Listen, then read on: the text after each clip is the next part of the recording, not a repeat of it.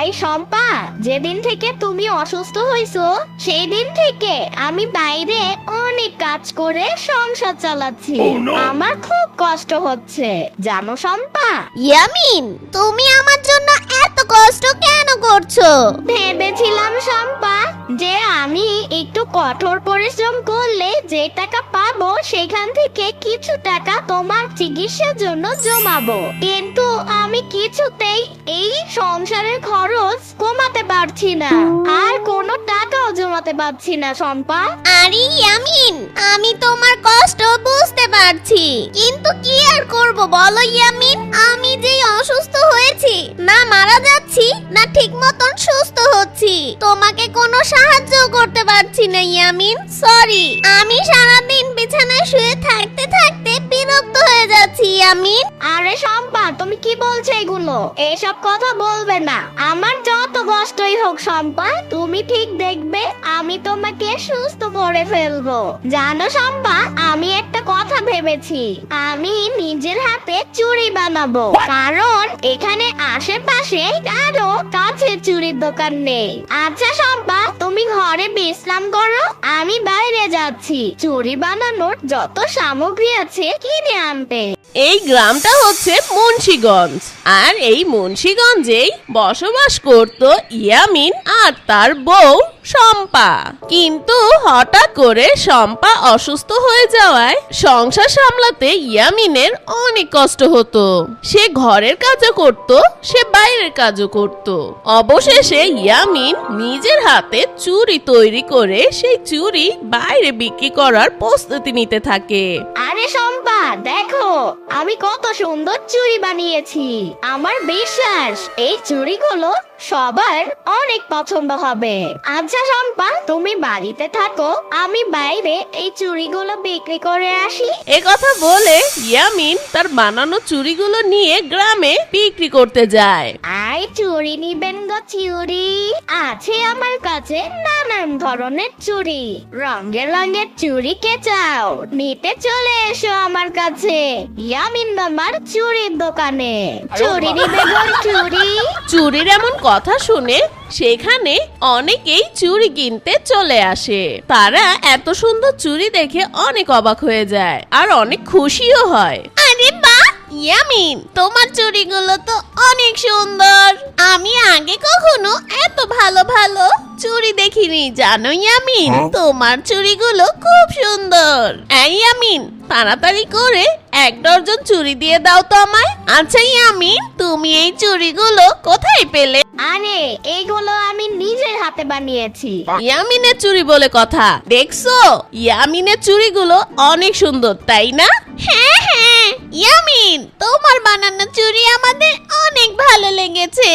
এখন থেকে আমরা সবাই তোমার থেকে চুড়ি নিব, বুঝলে ইয়ামিন? আর এখন কথা না বাড়িয়ে তাড়াতাড়ি চুড়িগুলো দাও তো। এরপর ইয়ামিন তার চুড়িগুলো সবার কাছে বিক্রি করে ফেলে, আর ইয়ামিনকে তার ক্রেতারা টাকা দিয়ে বাড়ি চলে যায়। এভাবে ইয়ামিন সারাদিন তার চুড়িগুলো বিক্রি করে অনেক টাকা পায়, আর আস্তে আস্তে ইয়ামিনের বানানো চুড়ি অনেক ফেমাস হয়ে যায়। পুরো গ্রামে ইয়ামিনের চুড়ির কথা রটে যায়। আর ওইদিকে ইয়ামিনের বাসার পাশে থাকতো রাফি। রাফি যখন ইয়ামিনের উন্নতি দেখে তখন রাফির একদম সহ্য হয় না। আরে এই শয়তান ইয়ামিন আগে কত গরিব ছিল, আমার বাসাতে কত কাজ করে খেয়েছে, কিন্তু দেখো এখনো চুরি বিক্রি করে কত উন্নতি করছে। ও তো আমার চেয়েও বড়লোক হয়ে যাচ্ছে। না না, এভাবে চলা যায় না। আজ থেকে আমিও ওর মতো চুরি বানিয়ে বাজারে বিক্রি করব। তখন সবাই আমার থেকেই চুরি নেবে, আর তখন আমি অনেক টাকা উপার্জন করে ওর চেয়ে বড়লোক হয়ে যাব। এসব কথা বলে রাফি সেই দিন থেকে চুরি বিক্রি শুরু করে দেয়। কি গো বোন, কোথায় যাচ্ছ তুমি? তাও আবার আমার এই সুন্দর চুরি না নিয়ে? আসো আসো, চুরিগুলো নিয়ে যাও আমার থেকে। জানো জানো, আমি এই ভালো ভালো চুরিগুলো অনেক সস্তা দামে বিক্রি করি। নাও নাও। আরে না না, আমি তোমার থেকে কোনো চুরি নিব না। আরে তোমার বানানো চুরি থেকে ইয়ামিন মামার চুরি বেশ ভালো, তাতে তুমি যত সস্তাতেই চুরি বিক্রি করো না কেন, আমরা কেউই তোমার চুরি কিনবো না। এ কথা বলে সেই মেয়েটি সেখান থেকে চলে যায়। কি আমার বানানো চুরির চেয়ে ইয়ামিনের বানানো চুরি এত ভালো? দাঁড়াও ইয়ামিন, আজকে যেভাবেই হোক তোমার বানানো চুরি আমি ভেঙেই ছাড়বো। তখন আমি দেখবো তোমার ওই ভাঙা চুরি কে কিনে নেয়। এ কথা বলে রাফি ইয়ামিনের বাসায় চলে যায় আর ইয়ামিনের বানানো চুরিগুলো সবগুলো ভেঙে তার বাসায় তাড়াতাড়ি চলে যায়। আর এসবের কিছুই শম্পা টেরই পায় না, কারণ শম্পা অনেক অসুস্থ হয়ে ঘুমিয়েছিল।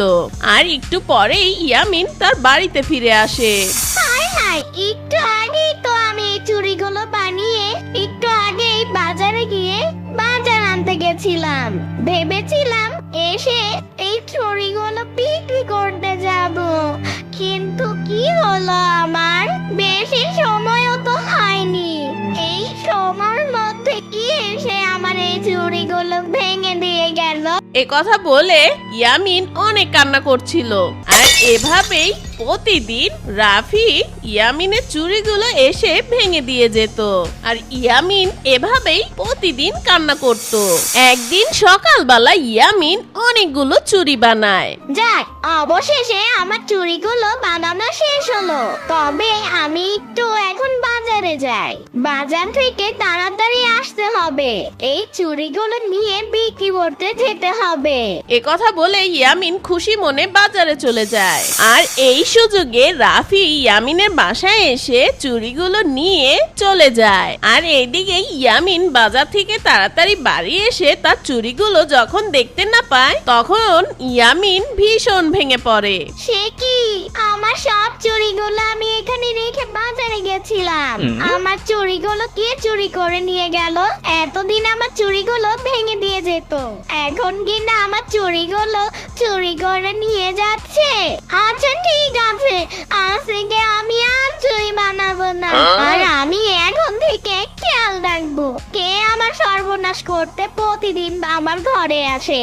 এসব কথা বলে ইয়ামিন অনেক কান্না করতে থাকে। আর সেই দিন থেকে ইয়ামিন আর চুরি বানায় না। ইয়ামিন যখন গ্রামে চুরি বিক্রি করতে না যায়, তখন একদিন সবাই ইয়ামিনকে খুঁজতে তার বাড়ি চলে আসে। এই ইয়ামিন, কি হয়েছে? তুমি চুরি বিক্রি করতে যাও না কেন বলো তো? আর কিছুদিন পরেই তো আমার বোনের বিয়ে। আমি তো ভেবেছিলাম আমার বোনের বিয়েতে আমার বোন তোমার হাতে বানানো চুড়ি পরবে, কিন্তু গ্রামে তোমাকে এখন চুড়ি বিক্রি করতে দেখা যায় না কেন বলো তো ইয়ামিন? তুমি এখন চুড়ি বানাও না নাকি? হ্যাঁ, এবার সবটা খুলে বলো তো ইয়ামিন, কি হয়েছে তোমার? এরপর ইয়ামিন সবটা খুলে বলে। সব শুনে ওরাও অনেক কষ্ট পায়। আরে ইয়ামিন, আর কষ্ট পেও না তুমি, একদিন তুমি নিশ্চয়ই সেই চোরকে খুঁজে পাবে। তাহলে এখন আমরা আসি ইয়ামিন। এরপর তারা সেখান থেকে চলে যায়। আর এভাবে বেশ কিছুদিন কেটে যায়। ইয়ামিন আর শম্পার সংসারে অনেক অভাব দেখা দেয়। একদিন ইয়ামিন অসহায় হয়ে রাফির বাসায় যায় একটু সাহায্য চাইতে। আর তখন ইয়ামিন দেখে তার বানানো চুড়িগুলো রাফির বাসায়। আর তখন ইয়ামিন অনেক রেগে যায়। অদ্দা কথা রাফি, আমার বানানো চুড়িগুলো তোমার বাসায় কেন রাফি? ও, এবার আমি সবটা বুঝতে পারছি। এতদিন তাহলে তুমি আমার চুড়িগুলো ভেঙে ফেলেছো। দাঁড়াও, এখনই তোমাকে উচিত শিক্ষা দিব। আমি সবটা এখনই সবাইকে জানিয়ে দিচ্ছি। এ কথা বলে ইয়ামিন সেই গ্রামের সবার সামনে রাফিকে নিয়ে যায়। আর ইয়ামিনের সবটা ধীরে ধীরে খুলে বলে। আর ইয়ামিনের বানানো চুড়িগুলো সবাইকে দেখায়। সে কি ইয়ামিন, সত্যি তো এগুলো সব তোমার বানানো চুড়ি। আর আমরা ইয়ামিন মামার বানানো চুড়ি আমরা ভালো করে চিনি।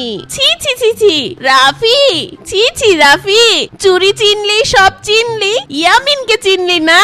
শোনো ইয়ামিন, ও যেহেতু চুরি করেছে, এই অপরাধে ওকে আমাদের গ্রাম থেকে বের করে দেওয়া হবে। এই কি বলো সবাই তোমরা? সবাই ওই সিদ্ধান্ততে অটুট থাকে যে তাদের গ্রাম থেকে রাফিকে বের করে দিবে। ঠিক সেই মুহূর্তে ইয়ামিন বলে, আরে দাঁড়াও, ও আমার সাথে যে অপরাধ করেছে তার শাস্তি এটা হতে পারে না। ও তো গ্রাম থেকে বের হবে, কিন্তু সেটা আমার বায়োমিসাইলের শক্তি দ্বারা। এরপর ইয়ামিন তার বায়োমিসাইল মেরে রাফিকে উড়িয়ে দেয়। আর ঠিক সেই মুহূর্তে ইয়ামিন ঘুম থেকে লাফ দিয়ে ওঠে। আরে বাপরে, আমি এটা কি স্বপ্ন দেখলাম? রাফি কিনা চোর আর আমি চুরিওয়ালা।